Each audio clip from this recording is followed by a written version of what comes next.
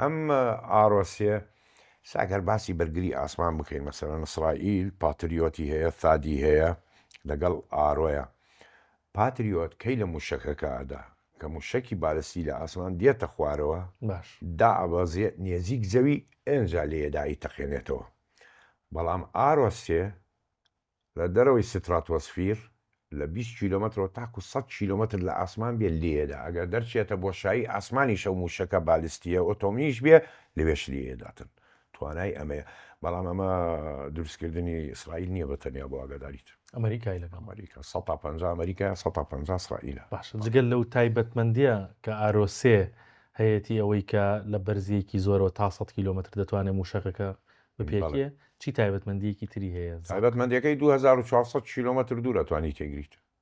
ئەم موشەکە شکێکی زۆر بێ باشە پرسیارەکەم لەوە هاتیانی بۆ ئەڵمانیا لەم کاتەیە ئارۆسێ دادەنێت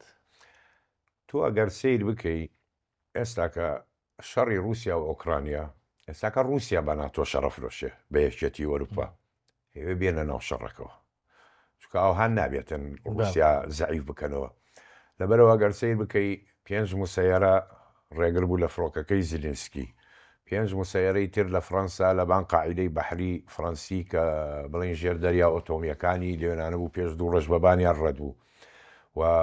پۆلۆنیای بەزان ئاسمانی پۆلۆنیا و مێکسیوێک ئاسمانی ستۆنیا بەزان ئێستاکە مەسەلەن بیلگرود غەواسە رووسیەکە لە دەریای بەڵتیق ڕێگرە لە زۆر باخێری سویدی و ئەوانە ئەزانەیە کە بووە شەڕ موشەکی رووسی زۆر بە ئاسانی ئەگاتە ئەڵمانیا زۆر بە ئاسانی 3 دقی ناوێ دەربچێ لە رووسیاوە لە لاو ئەڵمانیا لە شوێنێ بتوێ بیدە تایبەتی موشکی ئۆرشنێک سکەندەر ناگات چونکە مەداکەی کورتە سکەندەر ئێمیش هەر ناگا بەڵام ئەو موشکانە ئاگا لەبەرەوە ئاسمانی خۆی ئەپارێزیێ لەستەوە ترسی لێنشتووە ئەو موشکانە بگە لە کارخانەکانی بداتنێ بۆ پاراستنی خۆی ئەو موشەکە خۆی نیەتی ئاسان دروستی نەکرد بۆیە ئەم بەستە جێگیریەکان.